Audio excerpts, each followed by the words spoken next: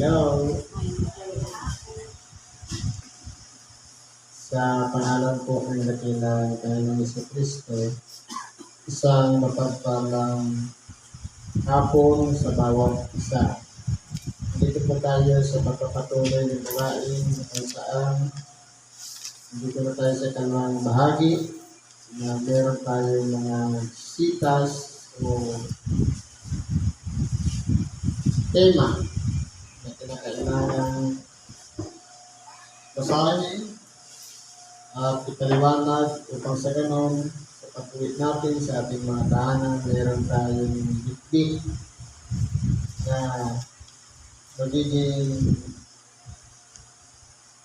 isang bagay na mahalaga na magamit natin sa pang-araw-araw na pamumuhay. Ang una pong sitas ayon sa sulat ni Apostol Pablo sa mga taga-Roma, Kapitulo 13, versikulo 11 hanggang sa 14. Sabi po ganito, at ito yamang nakikilala ang panahon na ngayon kapanahunan ng magsigising kayo sa pagkakatulog sapagkat ngayon ay lalong malapit na sa atin ang kaligtasan kaysa nang tayo'y magsisampalataya ng una. Ngayon po, kung mapapansin natin, ang pananampalataya ay nagmumula sa tinatawag na pakikinig. At ang pakikinig ay nagsisimula naman sa tagapangaral. Kasi kung walang nagsasalita, wala tayong pakikinggan. At wala rin tagapangaral kung walang sinugo. At wala rin sinugo kung walang nagsugo. Sa makatuwid bagay, ang Diyos na makapangyarihan sa lahat. Ngayon po, tinanggap natin ang pananampalataya. Pero hindi po yun sapat. Kinakailangan, sabi nga, mapapansin natin sa mga banner natin, faith, love, hope. Yung pananampalataya, yan ang nagbigay sa atin ng kalakasan nang sa ganun magsitibay tayo. Lalong-lalo na sa mga panahon ngayon, sa mga lalang ng diablo. Na kinakailangan ang pinapapundasyon ng ating pananampalataya ay si Kristo. Dahil tama yung sabi kanina, kung tayo'y hiwalay sa Kanya, wala tayong magagawa. Kaya, gumagawa ang Diyos, patuloy siyang gumagawa, at tayo naman ay gumagawa, dapat kasama siya. Upang sa ganun, yung pananampalataya niya mag-ugat at magtibay. Sabi niya, sa ibang parte ng kasulatan, kung ang pananampalataya ng isang tao, katulad lamang ng isang taong nagtayo ng bahay sa buhanginan, pag dumaan ang pagsubok, iba. Pero kung nakatayo sa ibabaw ng bato, na ang batong yan si Kristo, ito ay magiging matatag kahit anong pagsubok na dumarating sa atin, kaya natin yan mapaglabanan. Yan po ay nangyayari habang tayo'y nabubuhay dito sa ibabaw ng sanlibutan. At yung love, yun naman ang resulta ng ating pakikipag-isa ng Diyos sa atin na nakakagawa tayo ng kabutihan sa kapwa sa pangalan ng pag-ibig. Na itinuturing natin silang kapatid, kahit kaaway, idinadalangin natin. Yan po ang nagtuturo sa atin, walang iba, yung pag-ibig. Yung pag-asa, ito yung tinatawag na kaligtasan. Sabi dito, magsigising kayo sa pagkakatulog. Pagkakatulog saan? Kasi po, ang tao, paisi-isi, hindi pa naman darating ng ating dakilang Panginoon. Kumbaga, sige lang, gawa lang ng masama. Saka na lang, pag bumalik na ang dumating ng ating dakilang Panginoon. Ang kaligtasan po kasi ay tatak yan sa bawat taong nagsipagsuko na sa Diyos. Kumbaga, ang sinasabi kasi ng iba, yung paghuhukom, doon palang huhusgahan, depende sa ating magagawa. Pero ngayon po, sabi nga, nagsimula na ang paghuhukom sa bahay ng Diyos. Ibig sabihin, kahit tayo'y buong pagsisikap, nagpabalik-balik tayo sa templo, ito yung tinatawag na bahay ng Diyos. So, paano tayo hinuhukuman?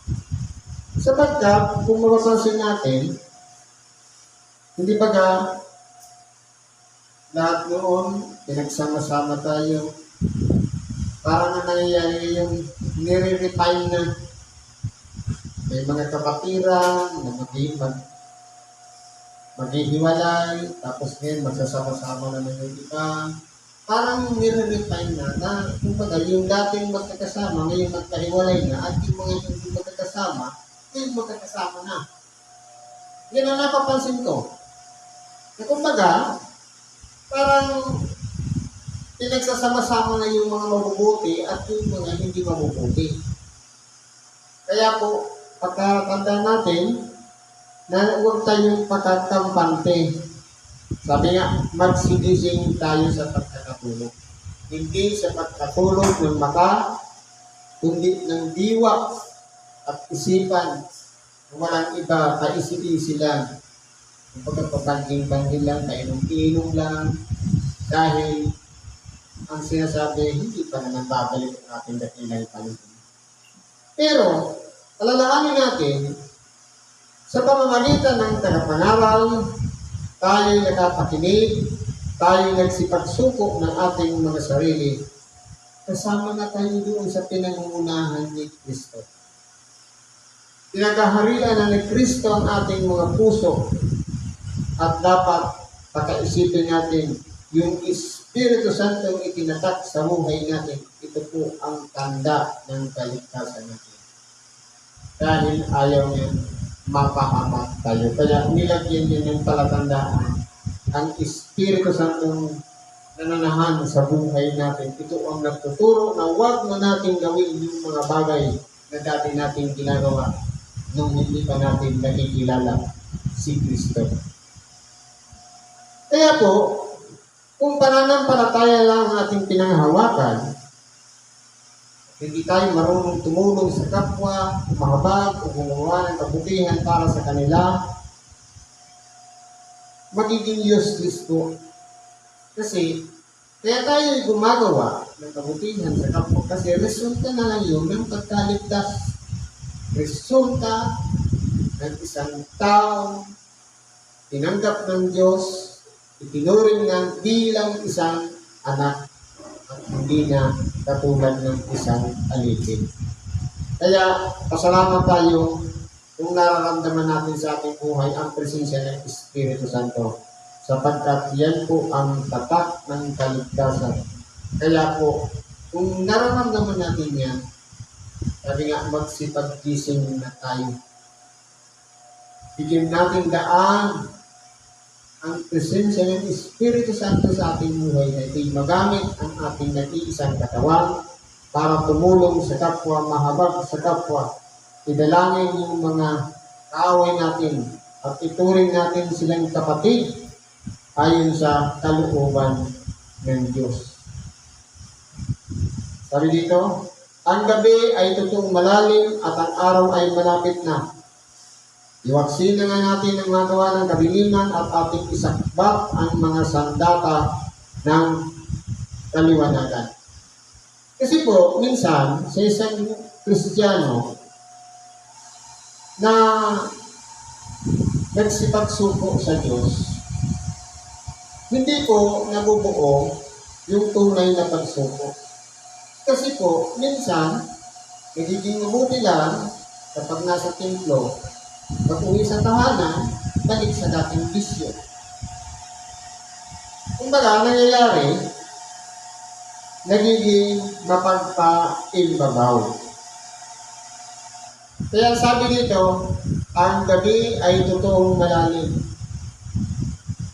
Nabuhay tayo sa kadiliman.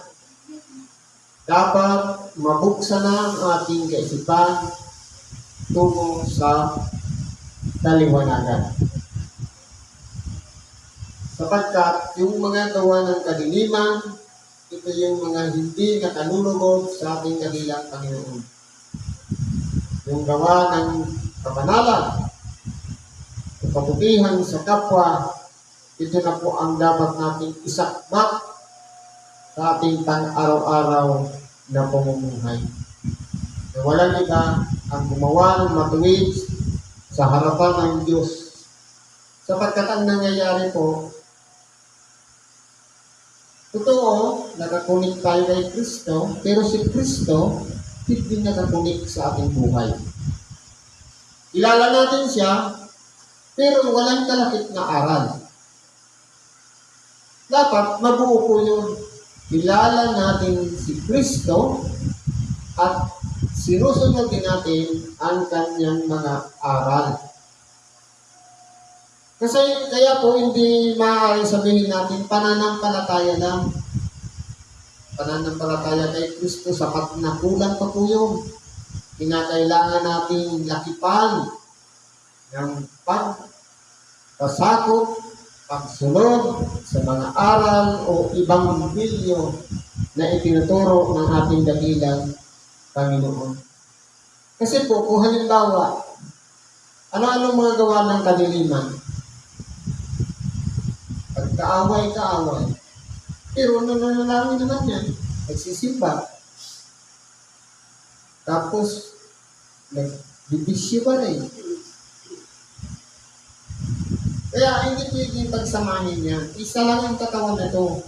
Gamitin natin ito kung mabuti, sa mabuti.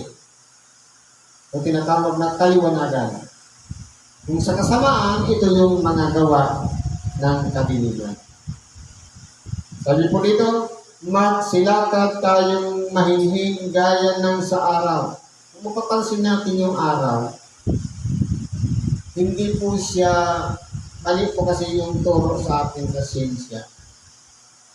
Ang araw, steady, at ang mundo ang umiikot sa araw. Sabi dito, magsilakad tayong mahinhin gaya ng sa araw. Ibig sabihin pala, ang araw ang gumagalaw. Na, kumbaga sa isang ilog na parang dome, kasi po ang sabi sa banal na kasulatan, magkaroon ng kalawakan sa gitna ng mga tubig at mahiwalay ang tubig sa kapwa tubig. Ibig sabihin, ito, kababaan, ito yung karagatan, mga dagat, ng ilog, sapa. Itong nakikita natin sa labas, na bluish, sa likod ng ulap, mga tubig din po yan. Ilang beses na po yan subukan na tapusin ng tao.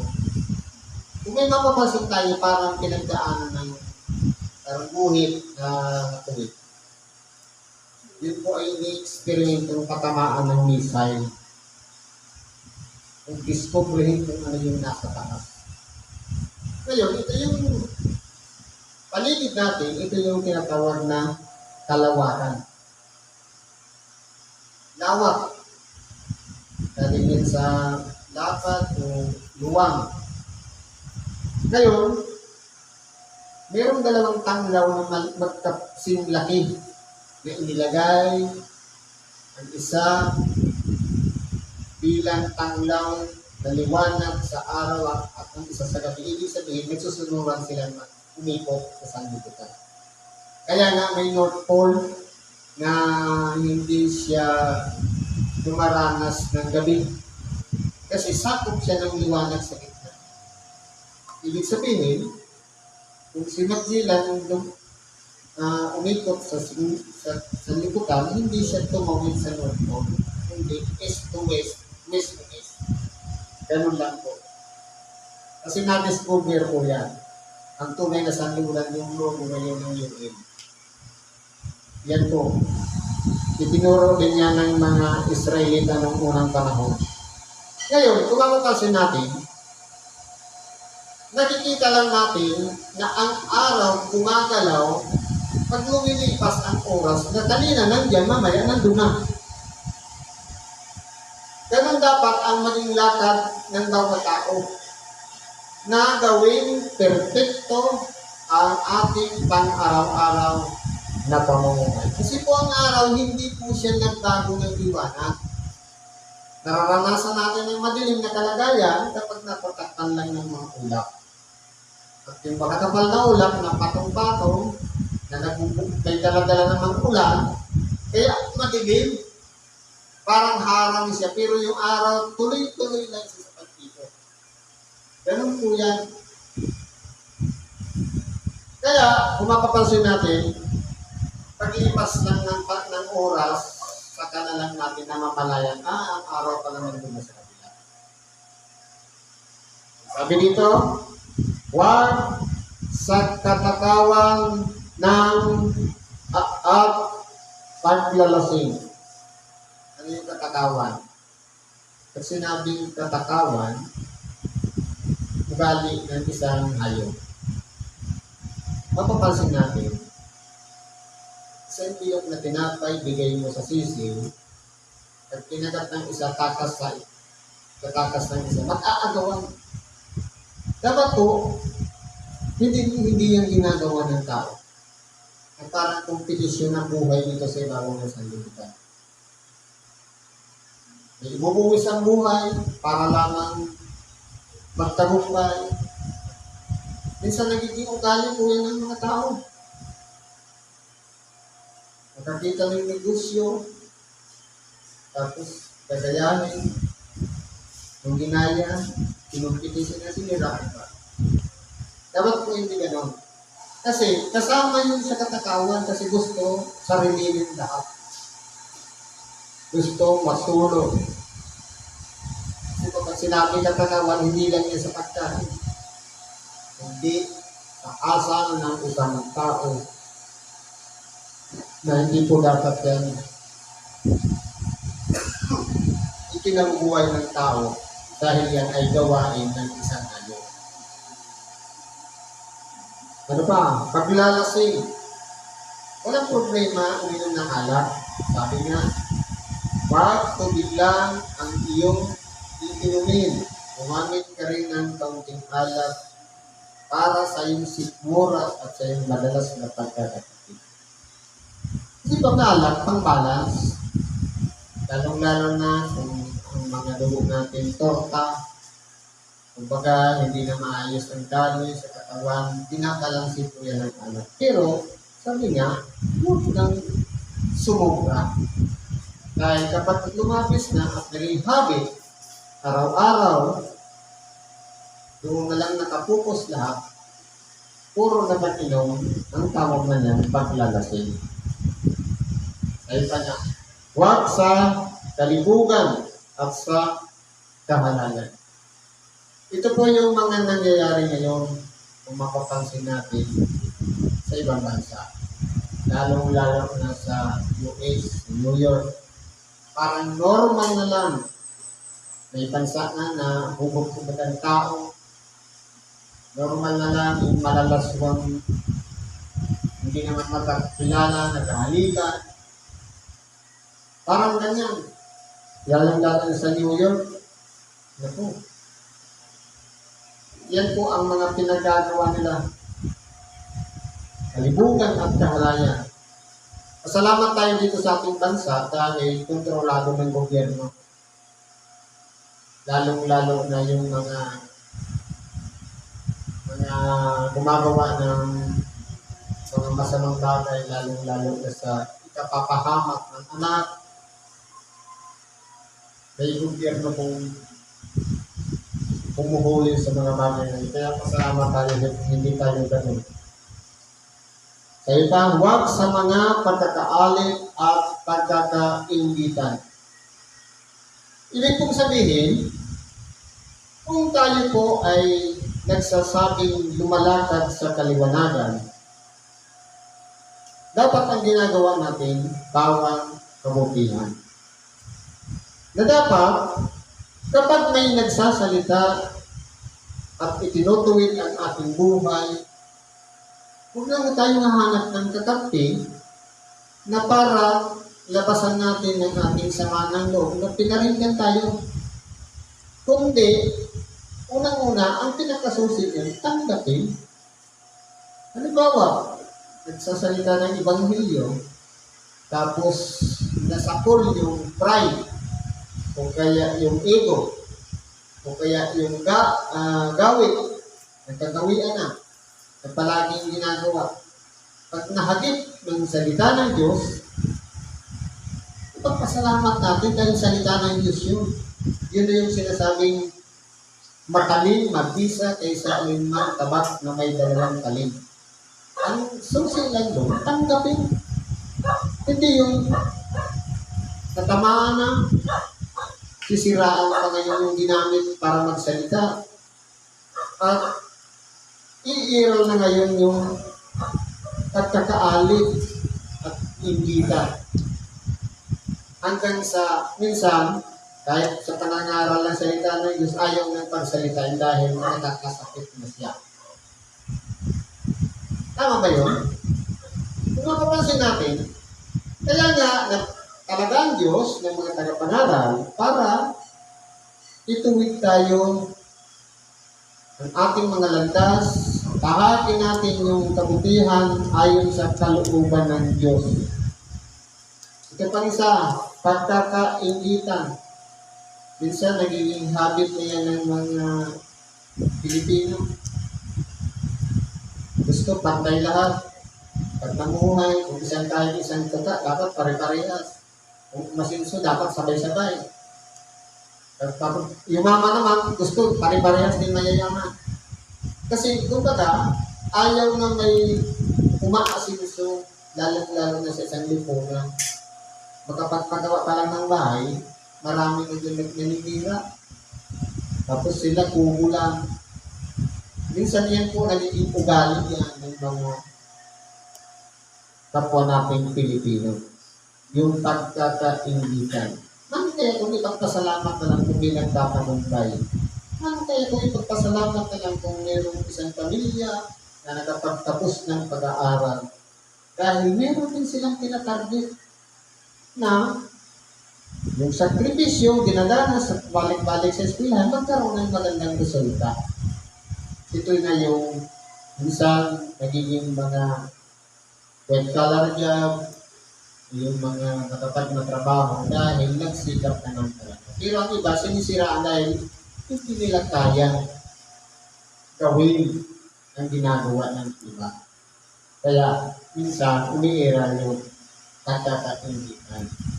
Dapat po hindi po yan ang ipinamumuhay natin. Kundi kung meron nung nagtatagumpay, ipagpasalamat na lang natin sa Diyos. Sabi dito, kundi bagkos isakbatin nyo ang Panginoong Jesucristo at huwag ninyong paglaanan ang laman upang masunog ang kahalayan noon. Ganito po kasi yan. Tayo po mga tao, meron tayong sangkap na tatlo. Espiritu, katawan, at kaluluwa. Merong nasa ang espiritu.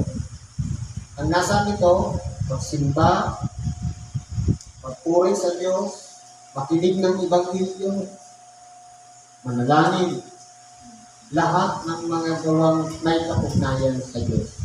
Ito namang laman, yung katawan, meron din itong nasa na tinatawag na pita.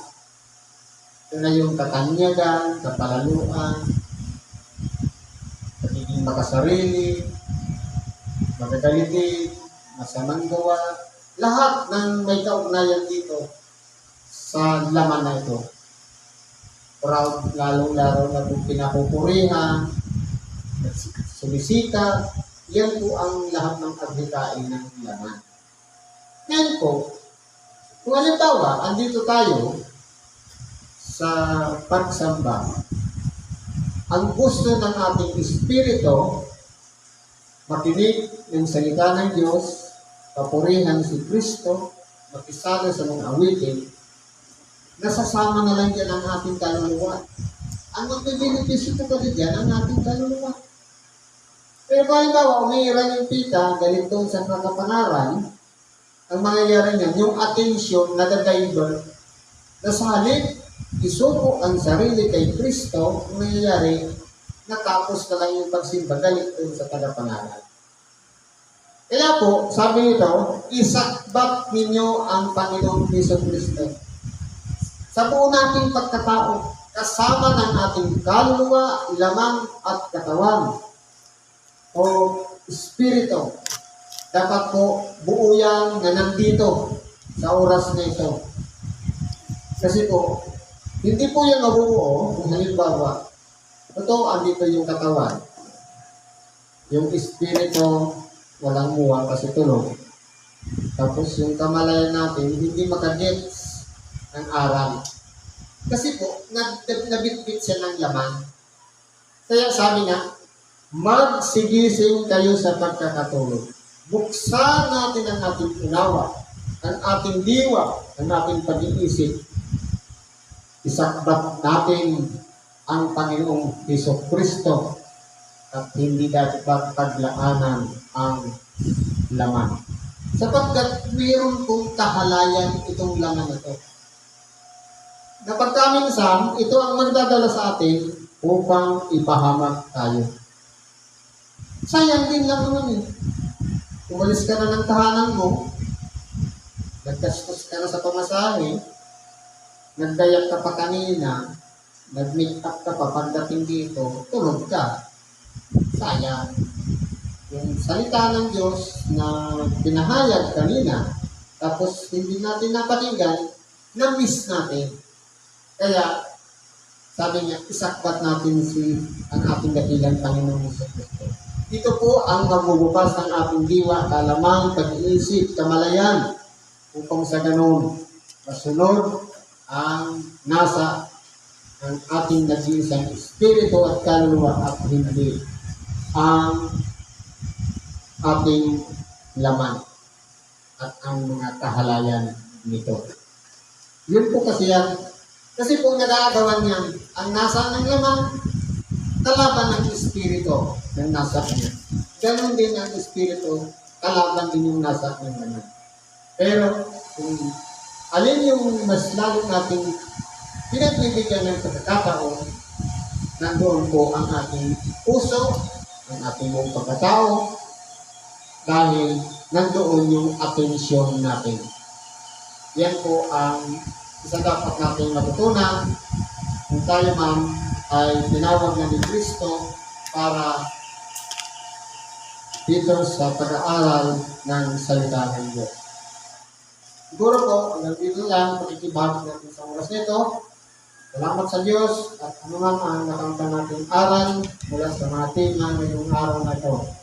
Naway ito'y itintal natin sa ating mga pag-iisip, siyang maging danawa ng ating pang-araw-araw na pamumuhay. Naway ito'y magamit natin upang sa ganun magawa natin ang ayon sa kalooban ng Diyos. At anuman po ang ating mga kahilingan, karaingan, pagkatiwala natin yung lahat sa Diyos. Sabi nga, trust the process. Pagkatiwala natin sa Kanya. May mga panalangin na hindi pa tayo nakakamtan. Bahala na ang Diyos. May tamang panahon, oras, pagkakataon na pinagkakalog ng Diyos. Basta ang importante po yan, nakadalanin tayo sa Kanya. At tayo na lang natin yung tamang timing na ibibigay ng Diyos ayon sa ating sariling kahilingan sa Kanya. Salamat at mapagpalang hapon sa bawat isa.